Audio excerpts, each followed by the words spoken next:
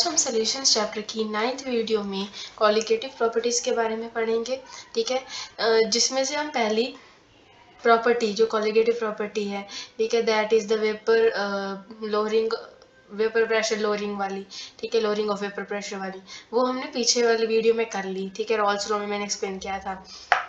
ठीक है, इस वीडियो में हम elevation in boiling point and depression in freezing point के बारे में पढ़ेंगे और फिर नेक्स्ट वीडियो में ऑस्मोटिक प्रेशर के बारे में, फिर उसके बाद सभी के न्यूमेरिकल्स एक साथ ही कर लेंगे। ठीक है, सबसे पहले कॉलिगेटिव प्रॉपर्टीज होती क्या है ये पढ़ेंगे। ठीक है, अब colligative properties of solutions are properties that depend upon the concentration of solution molecules और ions but not upon the identity of solute. मतलब वो वाली प्रॉपर्टीज, कॉलिगेटिव प्रॉपर्टीज वो वाली प्रॉपर्टीज होती हैं जो सल्यूट की, ठीक है, सल्यूट की सिर्फ कॉन्सेंट्रेशन पर डिपेंड करती हैं, ना कि ये कि कौन सा सल्यूट है, कितना सल्यूट है, किस तरह का सल्यूट है, गैस है, लिक्विड है, इस पर डिपेंड नहीं करती। It only depends upon the concentration of solute. ठीक है, so colligative property are the property that depend upon the concentration of solute molecules or ions only। ठीक है, चार तरह की कॉलिगेटिव प्रॉपर्टीज होती है। पहली लोअरिंग ऑफ वेपर प्रेशर, फिर एलिवेशन इन बॉइलिंग पॉइंट, फिर depression in freezing point and osmotic pressure. ठीक है, तो आज हम पढ़ रहे हैं elevation in boiling point and depression in freezing point. सबसे पहले एलिवेशन इन बॉइलिंग पॉइंट पढ़ते हैं। ठीक है, अब बॉइलिंग पॉइंट, बॉइलिंग और इवेपोरेशन में मैंने डिफरेंस करवा दिया है ना आपको पिछली वीडियो में। ठीक है, तो इस वीडियो में हम करेंगे एलिवेशन इन बॉइलिंग पॉइंट में। सबसे पहले बॉइलिंग पॉइंट क्या होता है? वो टेम्परेचर जिस टेम्परेचर पर वाटर बॉयल करने लग जाए, ठीक है, वो होता है बॉइलिंग पॉइंट। ठीक है, और we can see boiling point is that temperature at which its vapour pressure becomes equal to the atmospheric pressure। मतलब बॉइलिंग पॉइंट वो टेम्परेचर है जब जो हमारा एटमॉस्फेरिक प्रेशर और वेपर प्रेशर इक्वल हो जाता है। ठीक है, जब एटमॉस्फेरिक प्रेशर और वेपर प्रेशर इक्वल हो जाता है, the liquid starts boiling and this temperature is known as the boiling point. ठीक है, वाटर का बॉइलिंग पॉइंट क्या है? 100 डिग्री सेल्सियस। ठीक है, अब हमारे पास boiling point, elevation in boiling point में एक ग्राफ आता है। ठीक है, जिसमें हम एक साइड यहाँ पर होता है हमारे पास वेपर प्रेशर वाई एक्सिस पर, ठीक है, एक्स एक्सिस पर हमारे पास आ जाएगा टेम्परेचर। ठीक है, या टेम्परेचर लिख दो या लिख लो बॉइलिंग पॉइंट। ठीक है, अब हमारे पास boiling point of pure solvent that is T B not और बॉइलिंग पॉइंट मतलब टेम्परेचर जो भी है वो हम यहाँ पर क्या करेंगे? पॉइंट करेंगे। ठीक है, ये हमारा आ जाएगा बॉइलिंग पॉइंट और boiling temperature of pure solvent और सोल्यूट और प्योर कंपोनेंट, और यहाँ पर आ जाएगा नॉर्मल। ठीक है, अब इसमें से यहाँ पर ये प्योर सॉल्वेंट है। ठीक है, प्योर सॉल्वेंट की कर्व होगी और ये वाली TB it is the curve for solution. ठीक है, this is the curve for solution and this is the curve for pure solvent. ठीक है, अब जो यहाँ पर ये डिफरेंस आ रहा है प्योर सॉल्वेंट और सोल्यूशन में, ठीक है, वो हमारे पास क्या आएगा? वो हो जाएगा हमारे पास जो प्योर सॉल्वेंट का प्रेशर वेपर प्रेशर है minus the vapour pressure of the solution. ठीक है, यही आएगा ना डिफरेंस हमारे पास यहाँ पर, जो vapour pressure of pure solvent minus the vapour pressure of solution, ये हमारे पास यहाँ पर डिफरेंस आ जाएगा। ठीक है, सीइंग दिस ग्राफ हम इक्वेशन लिख सकते हैं कि हमारे इक्वेशन लिख सकते हैं कि यहाँ पर देखें तो हमारे पास चेंज इन टेम्परेचर क्या होगा? चेंज इन टेम्परेचर होगा हमारे पास जो टेम्परेचर है सोल्यूशन का minus the temperature of the pure solvent. ठीक है, एक तो ये बन गई हमारे पास इक्वेशन। दूसरी, इसमें क्या होता है जो हमारा चेंज इन टेम्परेचर है दिस, ठीक है, it is directly proportional to the molality. ठीक है, it is directly proportional to the molality. अब प्रोपोर्शनैलिटी साइन को हटाने के लिए हम लिखेंगे कि this is equal to K B multiplied by M. अब के बी क्या है? के बी हमारे पास है यहाँ पर मोलार एलिवेशन कांस्टेंट और इब्लियोस्कोपिक कांस्टेंट। ठीक है, जिसकी यूनिट्स होती है हमारे पास, kelvin KG per mole, kelvin KG per मोल, ये इसकी यूनिट्स होंगी हमारे पास। ठीक है, अब उसके बाद हम केजी केल्विन की जगह हम डिग्री सेल्सियस भी लिख सकते हैं। और जो केबी की वैल्यू है, it only depends upon the nature of solvent. Value of the ebullioscopic constant और molar elevation constant depends only on the nature of solvent. ठीक है, अब यहाँ पर देखें जो हमारा चेंज इन टेम्परेचर है वो डिपेंड किस पर कर रहा है, change in pressure. Change in pressure मतलब P not A minus P S, है ना। मतलब जो हमारा चेंज इन टेम्परेचर आया है, it is directly proportional to the change in vapour pressure which is equal to P not A minus P S. ठीक है, अब ये इसके इक्वल है, ये वाले एक फॉर्मूला आ जाएगा, एक ये वाला फॉर्मूला इंपॉर्टेंट है। अब हमारे पास जो डेल्टा टी बी है, it is equal to K B multiplied by M, है ना। मोलैलिटी का क्या फॉर्मूला होता है हमारे पास, weight of solvent divide by the volume of solution into 1000। अगर हम यहाँ पर वो पुट करेंगे तो हमारे पास एक परफेक्ट फॉर्मूला बन जाएगा to find the elevation in boiling point, है ना। Weight of the solute divided by number of moles of solute, that is WB divided by molar mass of solute multiplied by the volume of solution, multiplied by the weight of solvent, है ना, multiplied by the weight of solvent। अब kg में है तो as it is वरना multiplied by 1000 कर देना है, ठीक है। So this is the formula to find the elevation in the boiling point, ठीक है। एक तो ये फॉर्मूला हो गया, ये फॉर्मूला इंपॉर्टेंट है, ठीक है। अब एक और फॉर्मूला होता है हमारे पास के बी फाइंड करने का। एक तो के बी फाइंड करने का सिंपल फॉर्मूला होगा कि अगर हमारे पास चेंज इन टेम्परेचर गिवन है, elevation in boiling point given है, डिवाइडेड बाय द मोलैलिटी, ऐसे फाइंड कर सकते हैं। इसका दूसरा फॉर्मूला होता है हमारे पास the gas constant R multiplied by the temperature of the pure solute, the temperature of the pure solvent, उसका स्क्वायर आ जाएगा divided by 1000 into latent heat of vaporization, ठीक है। और ये और एक फॉर्मूला होगा इसका, molecular weight multiplied by gas constant multiplied by the temperature of pure solvent का square divided by 1000 into the enthalpy of vaporization, ठीक है। ये फॉर्मूला हो जाएगा इस टॉपिक का, ठीक है। अब हमारे पास होता है कि के बी, एक वैल्यू हमें याद रखनी होती है कि के बी फॉर वाटर कितना होगा। K B for water is 0.52 kelvin KG per mole, kelvin KG per mole, ठीक है।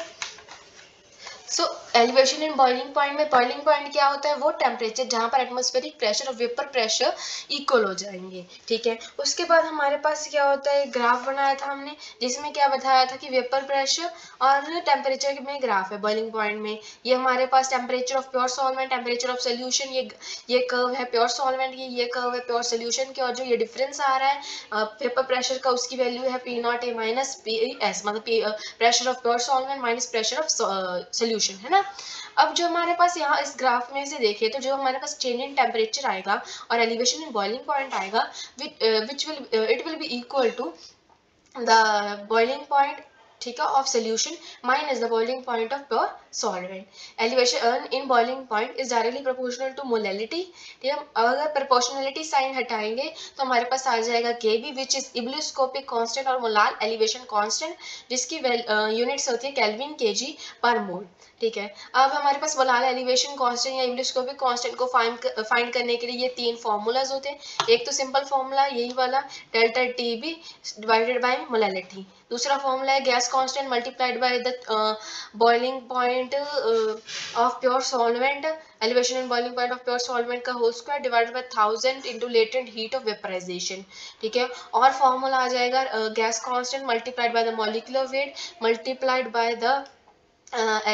बाय द टेम्परेचर और boiling point of pure solvent का whole square divided by 1000 into the enthalpy of vaporization, ठीक है। उसके बाद हमारे पास जो एलिवेशन इन बॉइलिंग पॉइंट का फॉर्मूला है main, it is equal to the ebullioscopic constant multiply molality, molality का फॉर्मूला अगर पुट करेंगे तो हमारे पास आएगा ebullioscopic constant multiplied by the weight of, मतलब नंबर ऑफ मोल्स हो गए, that is equal to the weight of solute divide by molecular weight of solute multiplied by the weight of solvent. ठीक है, ये हमारे पास, ये मेरे खुद के नोट्स हैं, यहाँ से हम नोट कर सकते हैं। तो अब हम आगे पढ़ेंगे डिप्रेशन इन फ्रीजिंग पॉइंट के बारे में। ठीक है, डिप्रेशन इन फ्रीजिंग पॉइंट में पढ़ने से पहले ही फ्रीजिंग पॉइंट क्या होता है ये पढ़ते हैं। ठीक है, फ्रीजिंग पॉइंट वो टेम्परेचर होता है at which the liquid and solid state exist in equilibrium with each other and have the same vapour pressure. ठीक है, और we can say freezing point वो पॉइंट होता है जहां पर लिक्विड कन्वर्ट्स इनटू आइस, है ना। So the perfect definition of a freezing point is that it is that temperature at which liquid and solid state exist in equilibrium with each other and have the same vapor pressure. अब अगर non volatile solute जिसका हमारे जो easily evaporate नहीं होता है ना, वो वाला सोल्यूट एक प्योर सॉल्वेंट में अगर हम ऐड करें तो उसका वेपर प्रेशर क्या करेगा, डिक्रीज करेगा। ये मैंने पहले ही बता दिया था आपको कल वाली वीडियो में। ठीक है, अब अगर हमने नॉन वॉलेटाइल सोल्यूट को सॉल्वेंट में डाला, वेपर प्रेशर कम हो गया, तो उसकी फ्रीजिंग कम हो जाएगी, मतलब फ्रीजिंग डिफिकल्ट होगी। ठीक है, क्यों? क्योंकि टेम्परेचर कम हो जाएगा तो फ्रीजिंग पॉइंट भी कम हो जाएगा। ठीक है, so when non volatile solute is dissolved in a pure solvent it's vapour pressure decreases and thus freezing becomes difficult. ठीक है, अब जैसे हमने एलिवेशन इन बॉइलिंग पॉइंट में ग्राफ बनाया था, freezing in depression in freezing point में भी ग्राफ है, जिसमें एक साइड हमारे पास फिर से वेपर प्रेशर होगा, ठीक है, और दूसरी साइड हमारे पास होगा टेम्परेचर। ठीक है, इसमें भी हमारे पास दो टेम्परेचर होंगे, एक होगा टेम्परेचर और हमारे पास फ्रीजिंग का फॉर सोल्यूशन। ठीक है, एक होगा सोल्यूशन का टेम्परेचर और एक होगा प्योर सॉल्वेंट का टेम्परेचर। ठीक है, हमारे पास अगर हम ये ग्राफ को प्लॉट करें, 2 मिनट। ठीक है, यहाँ से ग्राफ को प्लॉट करें तो इस कर्व से हमारे पास जा रहा है सोल्यूशन का। ठीक है, ग्राफ सोल्यूशन का। ठीक है, और यहाँ पर ये थोड़ी कर्व ज्यादा होगी तो हमारे पास क्या होगा, यहाँ से हमारे पास जा रहा है सॉल्वेंट का, सॉल्वेंट का ये सोल्यूशन है। अब सॉल्वेंट में जब हमारे पास इस वाली साइड होगा सॉल्वेंट में फ्रोजन वाला सॉल्वेंट और यहाँ पर होगा लिक्विड सॉल्वेंट। ठीक है, फ्रोजन सॉल्वेंट और लिक्विड सॉल्वेंट। और सिमिलरली यहाँ पर जो हमारे पास डिफरेंस आ रहा है वेपर प्रेशर का, उसकी वैल्यू सेम ही होगी, P0A माइनस PS। ठीक है, अब हमारे पास जो हम change in temperature depression in freezing आएगा, it will be equal to T0F minus TF। अब ये याद रखना है कि एलिवेशन इन बॉइलिंग पॉइंट में प्योर सॉल्वेंट हमने पीछे रखा था और या फिर डिप्रेशन में वो आगे रखा है। जैसे elevation in boiling point directly proportional था मोलैलिटी के, वैसे ही डिप्रेशन इन फ्रीजिंग पॉइंट भी डायरेक्टली प्रोपोर्शनल है मोलैलिटी के। ठीक है, तो मोलैलिटी का साइन हटाने के लिए यहाँ कांस्टेंट आएगा KFM। ठीक है, KF हमारे पास है क्रायोस्कोपिक कांस्टेंट और मोलार डिप्रेशन कांस्टेंट। ठीक है, इसकी यूनिट्स भी हमारे पास केल्विन किलोग्राम पर मोल और डिग्री सेल्सियस किलोग्राम पर मोल होगी, और it also depends upon the nature of solvent only. ठीक है, अब हम मोलैलिटी की यहाँ पर वैल्यू पुट कर देंगे। ठीक है, KF multiplied by the weight of solute divided by the molecular weight of solute multiplied by the weight of solvent. ठीक है, अब हमारे पास जो हमने किया था पिछले, मतलब एलिवेशन इन बॉइलिंग पॉइंट में KB की वैल्यू फाइंड की थी, तो यहाँ पर हम KF की वैल्यू फाइंड करेंगे। एक तो इसकी वैल्यू आ जाएगी simple delta TF divided by molality, है ना, और एक वैल्यू आएगी हमारे पास R, that is gas constant, multiplied by the square of the depression in freezing point for pure solvent divided by 1000 into latent heat of fusion. ठीक है, और हम लिख सकते हैं gas constant multiplied by the molecular weight multiplied by the square of depression in freezing point.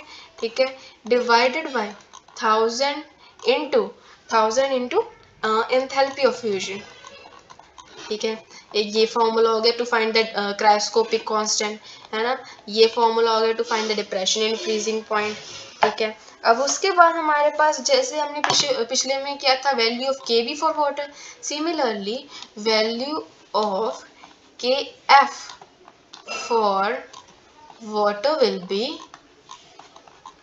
It will be 1.86, ठीक है, 1.86 kelvin kg पर मोल, ठीक है। एलिवेशन की कितनी वैल्यू थी 0.52 केल्विन kg पर मोल, डिप्रेशन की वैल्यू है 1.86 केल्विन kg पर मोल, ठीक है।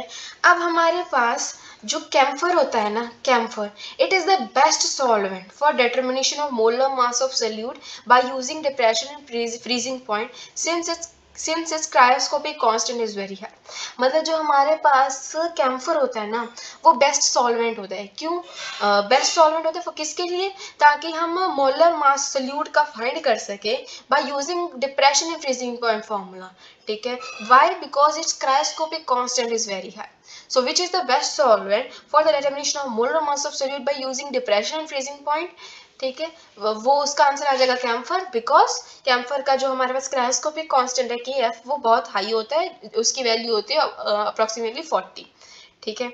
अब डिप्रेशन एंड फ्रीजिंग पॉइंट की एक और एप्लीकेशन है, क्या है कि जो हमारे पास डिप्रेशन एंड फ्रीजिंग पॉइंट है उसके उस कॉन्सेप्ट को यूज करके जो रोड्स पर आइस जम जाती है ना, जहाँ पर स्नोफॉल होती है वहाँ पर रोड्स पर आइस इकट्ठी हो जाती है, तो उस आइस को क्लियर करने के लिए भी ये कॉन्सेप्ट यूज किया जाता है, जिसमें salts like sodium chloride, calcium chloride और मैग्नीशियम क्लोराइड आर यूज्ड, ठीक है।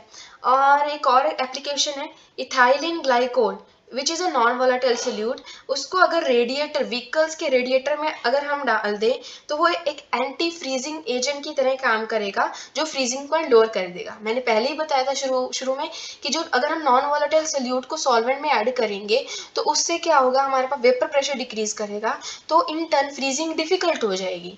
तो ठंडे इलाकों में और जो वो कंट्रीज में जहाँ पर बर्फ पड़ती है उन कंट्रीज में रेडिएटर्स में ethylene glycol which is a non volatile solute वो ऐड किया जाता है, ताकि जो व्हीकल है वो उनमें ये एक एंटी फ्रीजिंग एजेंट की तरह काम करे और व्हीकल को चलाने में कोई प्रॉब्लम ना आए और वो फ्रीजिंग पॉइंट को लो कर दे, ठीक है। तो ये मेरे नोट्स हैं, ठीक है। तो आज की वीडियो के लिए इतना ही। कल वाली वीडियो में हम ऑस्मोटिक प्रेशर पढ़ेंगे, फिर हम इनके न्यूमेरिकल्स पढ़ेंगे, ठीक है, न्यूमेरिकल सॉल्व करेंगे, ठीक है। Thank you for watching my video, please do subscribe to my channel.